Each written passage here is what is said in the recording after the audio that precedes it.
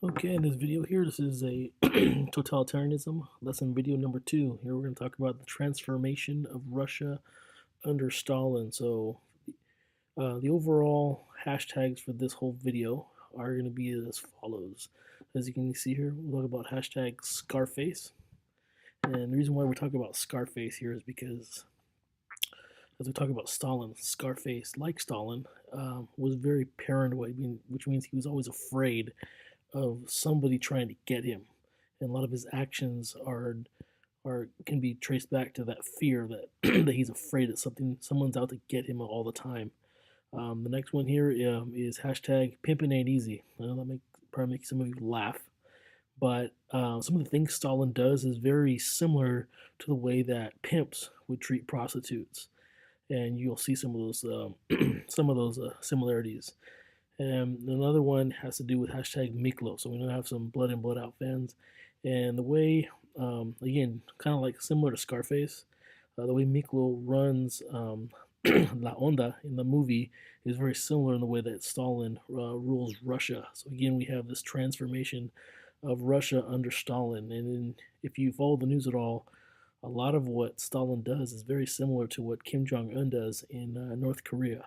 So again, on this slide here, this is just a title slide. You don't need to take notes on this, but you will begin to start taking notes and developing your own hashtags and connections, starting with this next slide. So your first slide here, first main idea here is called Communism Takes a Wrong Turn. Hashtag Broken Promises. So as we learned in the last lesson video, when the communists took over Russia in the Russian Revolution, they promised to not be like the czars and rule such a horrible manner. The way the czars just mistreated the people, didn't listen to them. Communism said we're going to be different, but in reality, it was just the same thing. It was a lot of broken promises. So when you take a look here, we see Karl Marx here in the picture, and Karl Marx is given a lot of the credit for being like kind of like the inventor of communism. He wrote a book on it called the Communist Manifesto, and according to Karl Marx, pretty much, it's supposed to be about people working together to make decisions and sharing resources. Like you see over the side, people share the pizza. People are all together making a decision who gets what. In reality, he ended up being more Russia under Stalin. Ends up being a lot more like President Snow. You have Stalin, instead of being a true communist government with the people having a say and sharing all the resources, Stalin just made it a totalitarian dictatorship. Everything controlled by the government. So just think of the example of Hunger Games and the way President Snow in the capital kind of bossed around and mistreated the people in the districts. In this kind of government, in communism, yes, the government owns all the businesses, the farms, factories, and resources. But Stalin took it to a whole new level, Whereas for him and the Communist Party, they got all the good stuff, and whatever was left over was kind of distributed to the rest of the people, and really it wasn't distributed the way that, as far as your Karl Marx, as far as his example is, it wasn't communism wasn't done the way Marx said that it should be.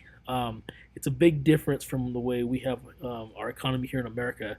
We're not a communist country, but we have what we call a free market, where the government doesn't own all the businesses and the farms and the factories and the resources, but private people like you and me, people create businesses who compete for your money and try to have lower prices, which leads to people having better options and eventually higher quality products. So if there's a product out there and you don't like it, you can go find one that you think is better, a better deal. You don't have that in a communist country. And in Russia, under the rule of Stalin, it was much worse. You had very little options or anything. The government said, this is the price, this is your only choice. So a big difference between the way that the United States runs things as far as the economy and the way that the Russians did as well. But the biggest thing you got to remember is that the way Stalin ran the communist country was not the way Karl Marx envisioned a communist country to run. So again, it all goes back to hashtag broken promises. They promised one thing, they delivered something totally different. Take a look here. We have an actual picture of Stalin's secret police, which he used. And we'll talk about it going forth.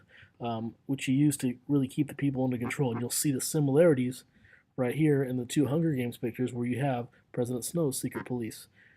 Actually, in this movie, they're not really that secret, but they serve the same purpose to keep people under control. So your next main idea here is what we call communism goes totalitarian. So in this case here, we're going to use the hashtag Negan. So if you're a fan of The Walking Dead, then you know exactly what I'm talking about. If you're not a fan, let me give you a quick idea. Negan in The Walking Dead is kind of the leader of a group called the Saviors, and long story short, he rules his kind of territory and territories around him the same way Stalin does, pretty much by using fear.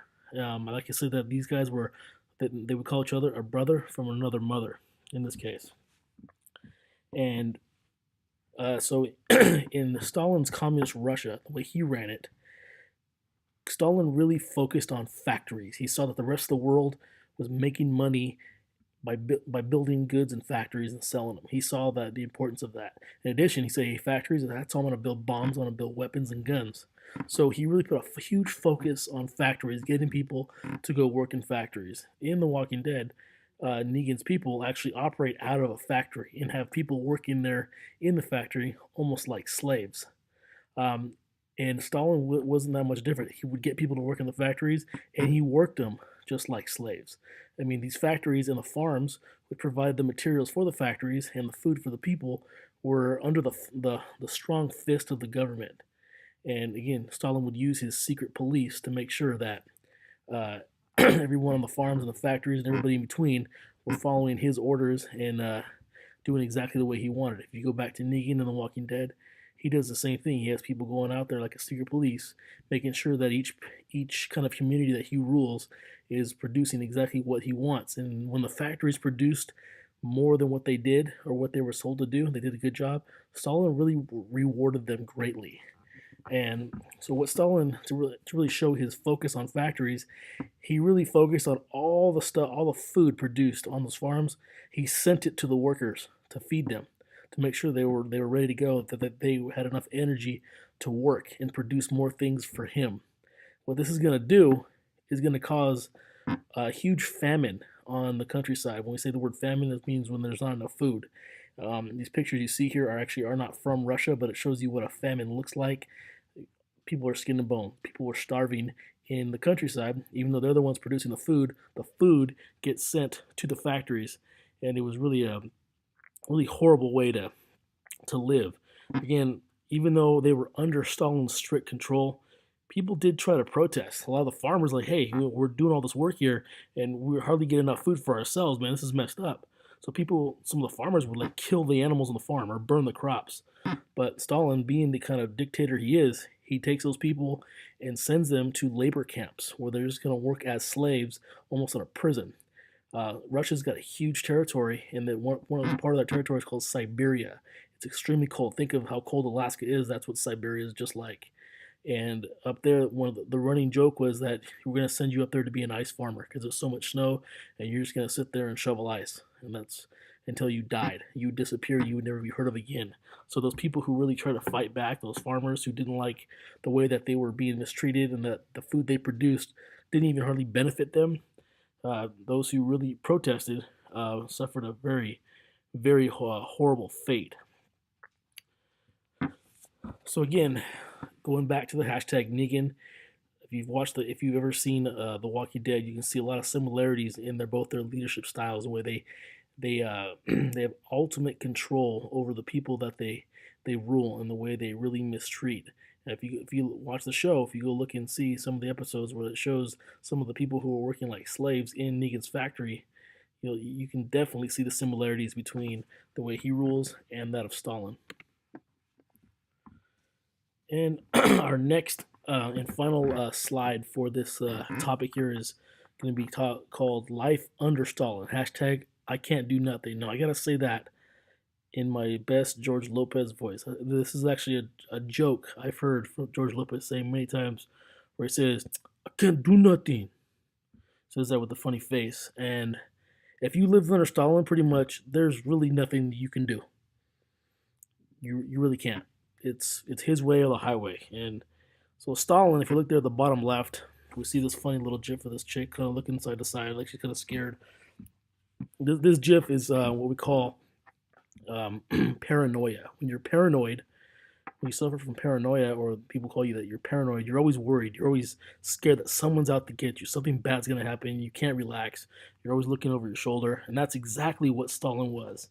Stalin feared that his own government officials wanted to get him.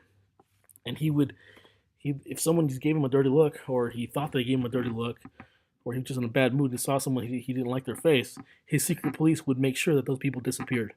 He would send government officials, factory workers, and managers who didn't do what he thought was a good enough job. Boom, send them off to be an ice farmer out in Siberia in those labor camps. Some of them were publicly executed and tortured in front of their families to make a point that said, "Hey, if you don't do exactly what I say that you should be doing, then guess what?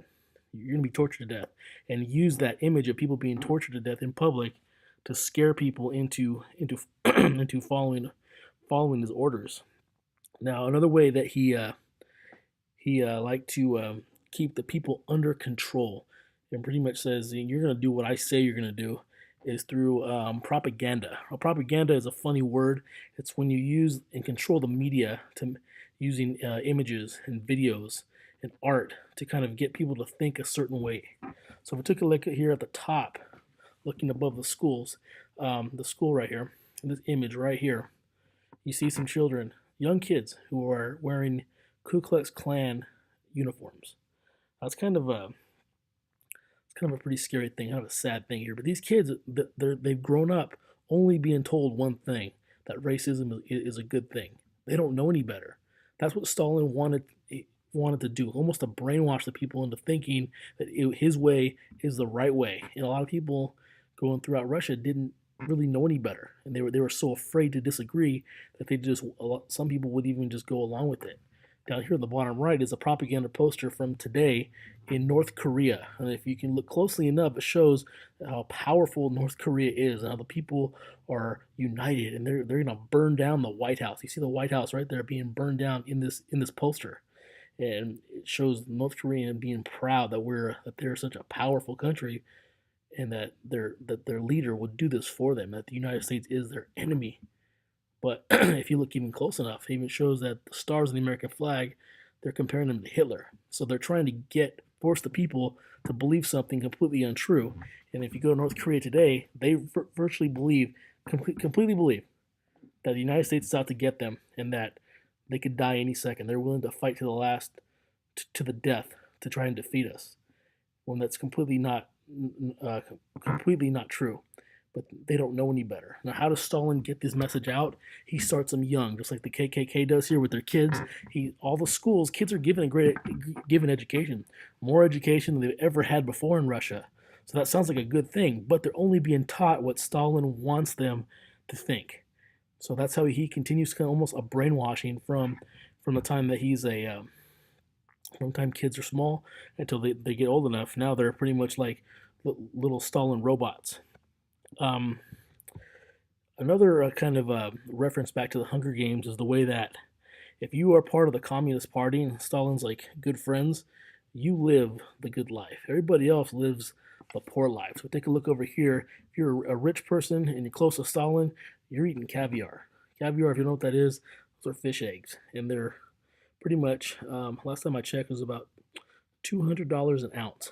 Very, very expensive. If you're poor, you're eating something kind of cheap and nasty like Spam. So the rich are eating this, the poor are eating this. And you go back to what the promises of communism, everyone's going to be equal and have what they need. This here obviously shows that Stalin did break a lot of promises. So going back to this hashtag I can't do nothing in the George Lopez voice, you really couldn't do anything, because if you weren't doing what you were told by Stalin, his secret police would either beat the crap out of you, and he would send you off to a labor camp, or publicly torture you or execute you. So really, there was no freedom, no free will for you to have your own opinions and do what you thought was right and best for you. Because since you were a kid, you will be brainwashed into thinking what Stalin wants you to do. And if you are lucky enough to be rich, you're going to live live a good life eating caviar. The rest of those people eating what's left over, which isn't very good.